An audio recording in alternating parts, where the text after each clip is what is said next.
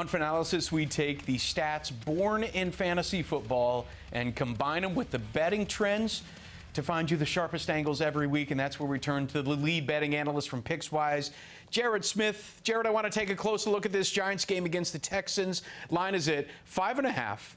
No team has more wins this year against the spread than the Giants. Is that factoring in at all when you look at this game?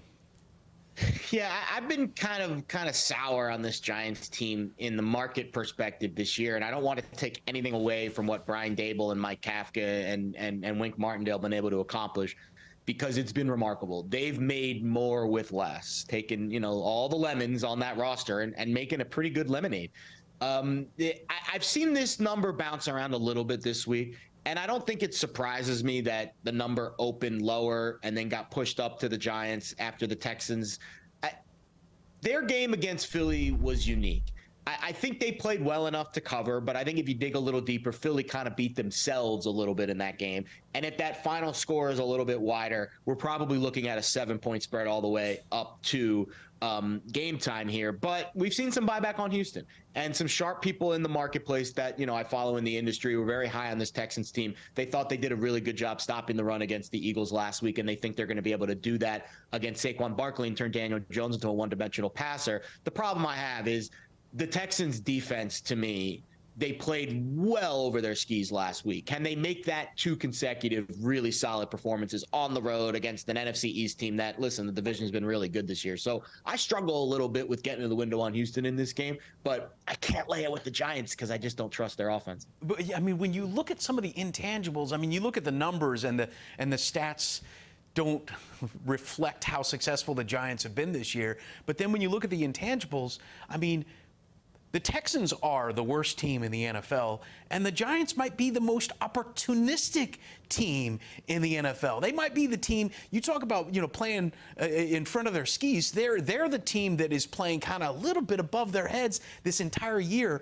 But how does that translate against a team that is worse than them? That's the big question. Intangibles, very tough to quantify. And that's what's made this Giants team very attractive this year, is the number does not match up to our perception of them as a football team. You expect a regression to the mean at some point. Yeah, and I think it's tough this week against the Texans. The schedule really stiffens over the next 4 weeks after this, and they're kind of in that underbelly time. Actually, they get the Lions next week, but then the games down the stretch are all against playoff teams, minus 1 game against the Colts, but they're either divisional games or playoff teams. And I think down the stretch we'll learn a lot more about this, what this Giants team really is. And the reason, too, is attrition. The Giants are not a deep football team with talent at multiple levels on the depth chart. And the sport, the nature of the sport is just you have to have guys at all levels to back up. So we'll see what, we're only halfway through the year. It's been a very positive half. This isn't a game that I would prefer to bet. I think there's a lot of other better options on the board this week, especially because we've seen the kind of roller coaster effect of the market. Early money on the Giants, later money on the dog in the Texans as the limits start to expand. I would say Houston is the quote-unquote sharper side. Yeah. One of the really good rating systems I follow that's been doing a pretty good job against the number this year has this right at 4. Yeah. So we're sitting 4.5, 5 right now. I think the number's fair, and I just don't see a lot of value on either side. What's crazy is there's a Pro Football Focus only has them at a 58% chance of winning of the 10,000 versions of this game that have been played in their algorithm.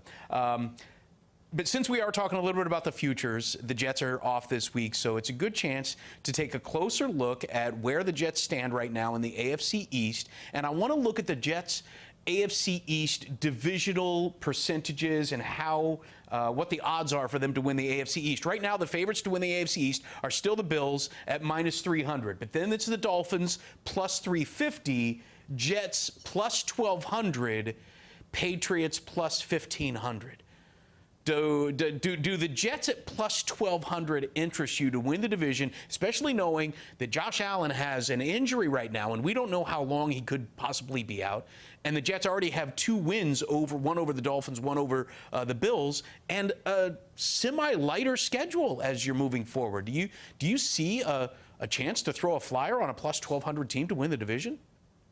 I do actually, and it's gonna sound homerish as I wear my Jet shirt and I proudly flock my. So you chose the right colors. week to wear it. Yeah, I might not take it off because I wore it on Sunday when they beat the Bills. So I might be, so it might be ironed on until they lose again. And of course, they don't play this week, so it's got one more week without going in the laundry.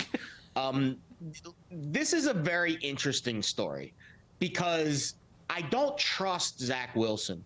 But there's upside there if he can figure out a way to compose himself, and I think he showed that against Buffalo.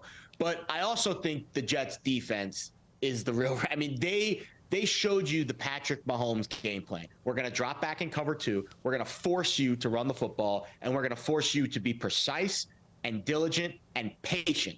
And Josh Allen showed a little bit of that impatience, which we've seen at times from him. I can recall a playoff game, I know it was a while ago, against the Texans, where he's like lateraling it into the stands in the fourth quarter. So there's been moments where he's been a little bit, young, wild, and free.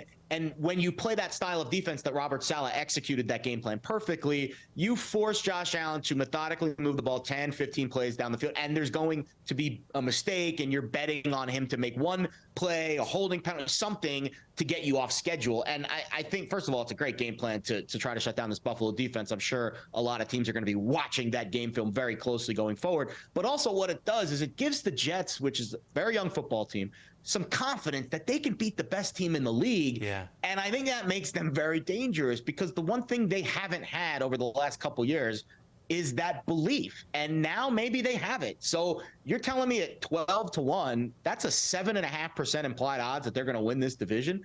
I think it's kind of closer to 10, at least 1 out of 10 chances. I say the Jets can pull this thing off.